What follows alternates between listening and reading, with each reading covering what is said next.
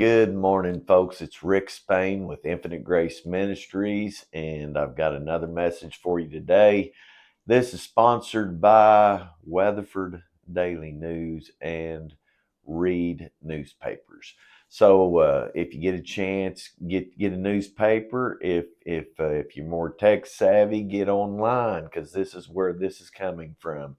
WDN Online. So it's a good profile, great information.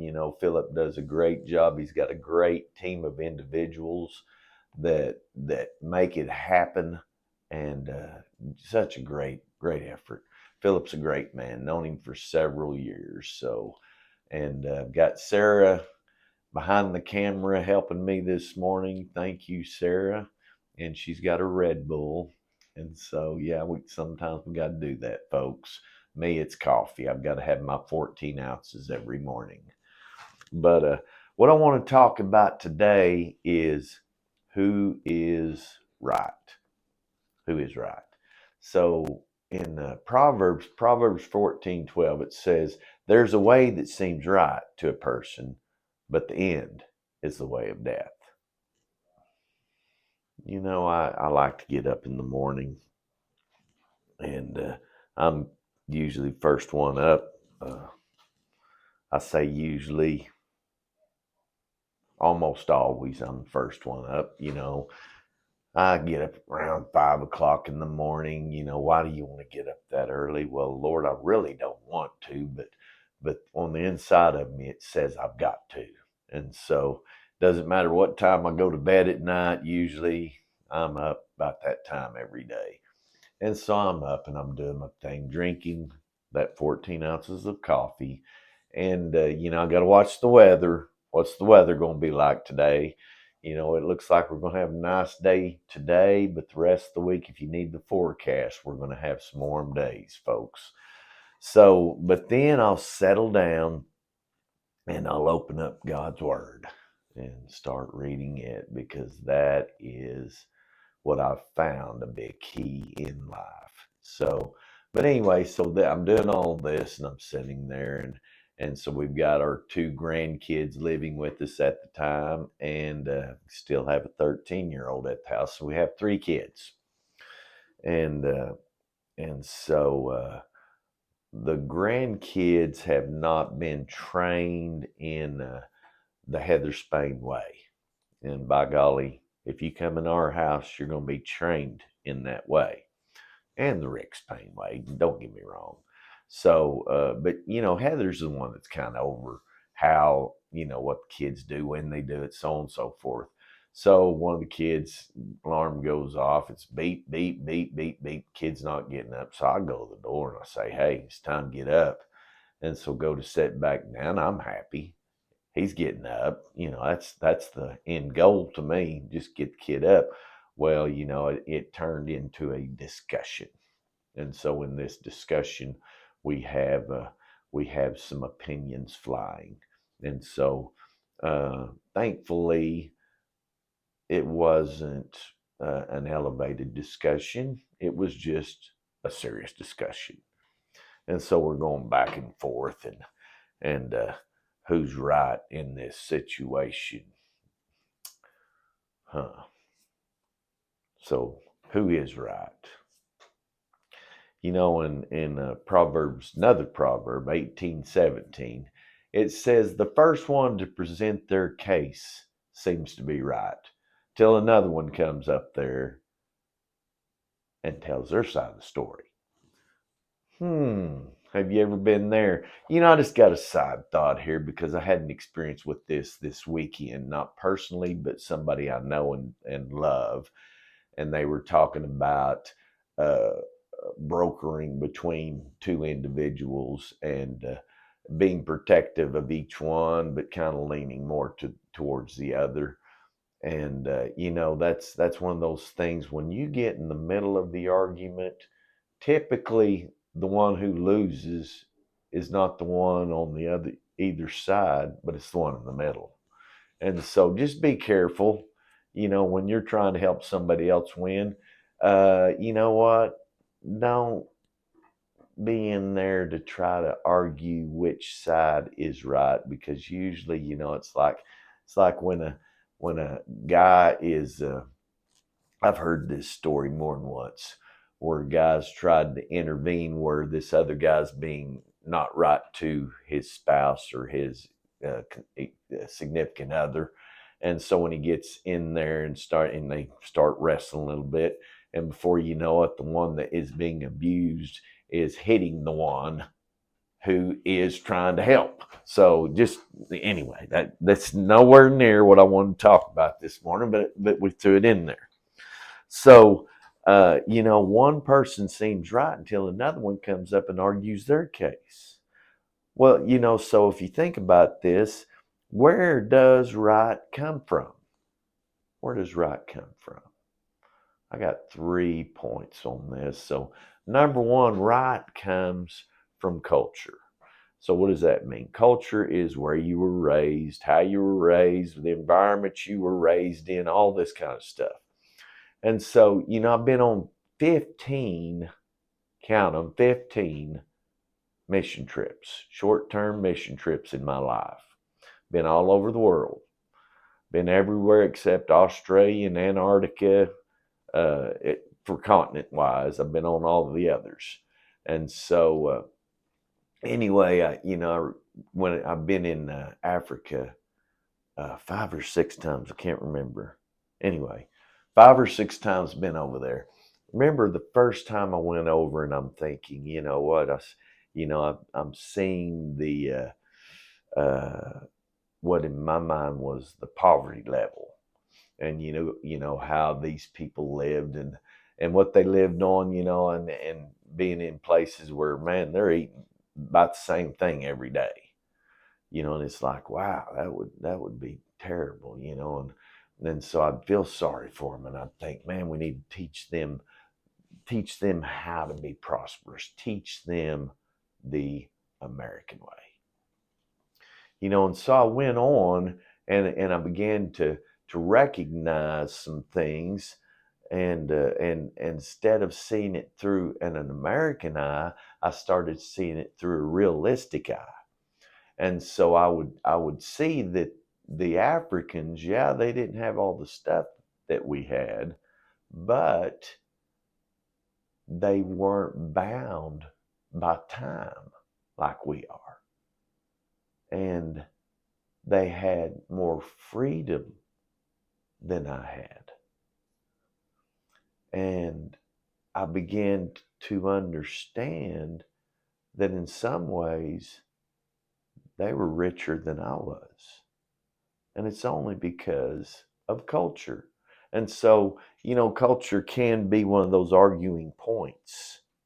This is the way I learned. That's what I was grown up with, and so you understand that this is one of the ways where right comes in.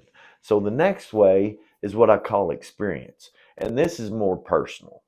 Experience is how you were raised, what mom and daddy taught you, and it's interesting that, in young marriages, this happens a lot. Well, something's going on in the house, or say the wife's cooking dinner for the husband. Husband comes home and he's complaining. Why is he complaining? This isn't the way mom did it. Well, if you're a smart wife, you say it in a sweet way. Well, honey, if you like the way mama cooks it, just go over and have mama cook you a meal. So anyway, just extra thought there. So, or the husband does something and the wife says, well, that's not the way my daddy did it. That's not a good argument, folks. And so we're looking at experience. So experience is like a 7-foot tall fella living in a normal door size house, and so on his doorways, he's got a sign up there that says duck. Because if he doesn't duck, that doorway is shorter than he is. He's going to bump his head and he's going to have several knots on his head. And so for me, I don't have that problem. So I see that sign up there and I'm thinking, well, why in the world would you have a sign like that up there? I don't have the experience. So, see, it's experience. The other one is what you call opinion. And this is what's developed over time. It's interesting that when we're young, our opinions don't matter as much. We have an opinion, and so then parents or authorities come in and they talk us out of that opinion, right? And so, but as we get, especially in our teenage years, we start saying, you know what, I have a voice, and what I think really matters. And so we start developing that opinion, and so especially in our teenage years, that's probably our most argumentative years. Why? We're developing an opinion. So it's interesting. I have a saying, the older you get, the less you know, which is actually an oxymoron because you are attaining more knowledge all the time. But the more knowledge you get, the more you realize, I need more knowledge. I don't know very much. And so where does right come from? So we got to understand that when we're looking at who is right, we got to look at where that argument's coming from. Is it coming from culture, experience, opinion? You got to look at that. And then what you can see is this argument accurate, or is it just what I have achieved? And so the second thing I want to talk about this morning, and it's morning where I am, but is where is the win? I have a lot of questions in this talk this morning. Where's the win? So the first thing I want to go over in this thought is, do you want to be happy, or do you want to win? Do you want to be right, or do you want to be happy? That's the key. And so I've seen a lot of people that had hammered just to make sure they are right. But you know what? When you're always right, you're typically not very happy. And so, or if you think you always have to be right, let me put it that way, because there's a lot of people out there that argue a point and they don't win the argument, but still in their mind, they're holding on to my opinion. This is the way I was raised. This is my experience in life. And so I'm right. And therefore, you find those people typically not very happy. And so, what do you want to be, right or happy? That's a good question. And if you got a pencil, write it down. So the second point in where is the win is it life or death? Is it life or death? So this is an interesting thought, but we tend to bring our arguments all at the same value, the same level. Whether it's arguing about where to put the chair or where to hang the painting, or whether it's an argument about don't walk across the street without looking both ways. Why? Because if you're like me, when I was 5 years old, you get hit by a car. Now, praise the Lord, that it was an older feller. He wasn't driving very fast, but I guarantee you, I never did it again. Even today, I'm going to look both ways before I cross the street. So, is it life or death? And so what I'm trying to say is, what is your argument that valuable? Are you even going to remember it in 5 minutes? And so you look at the value of your argument, and you put more emphasis on the things that really matter. Because see, whether you go to McDonald's or whether you go to Arby's really doesn't matter. Yes. So the third point on where is the win is it about people, or is it about process? Because see, once again, we value those on the same level when we are in the heat of the argument. It's, do we go this direction or that direction? Well, does it really matter? You're going to get to the same spot, right? Well, if you're like me, it does matter. And it's like, I've learned this over the years because oh my gosh, folks, I'm very opinionated. And I come about it very, very nobly and naturally from my mother. My mother, yes, my sweet, loving mother. Yes, and she's great. She's a great mother. But anyway, so I've learned over the years, it doesn't matter. If I'm not driving, let them drive. You know what? Don't matter. We're going to get there. So, but is it about people or process? So when it's about people, that's a different story. If it's about a person and we're looking for the well-being of that person, not according to our opinion, but according to, hey, you know what? You're fixing to walk out in front of that car. I'm going to holler at you.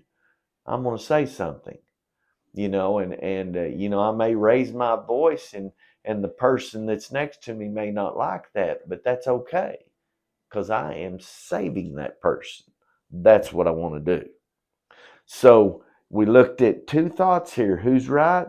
Where's the win? And what are we talking about? Who is right? So in this last point, I want to go over how you can win every time. Oh, I see the ears perking up now. The eyes are wide. You know what? You were looking the other direction, but now you're looking at me. I'm liking that. So let's talk about it. So I got 3 points here. Number one, how do you win every time? Well, what you do is you get you a piece of chalk and you find you a spot on the ground and you put that chalk down and you start right there where you are, just arm's length, and then you start drawing. And then you turn till you make a complete circle.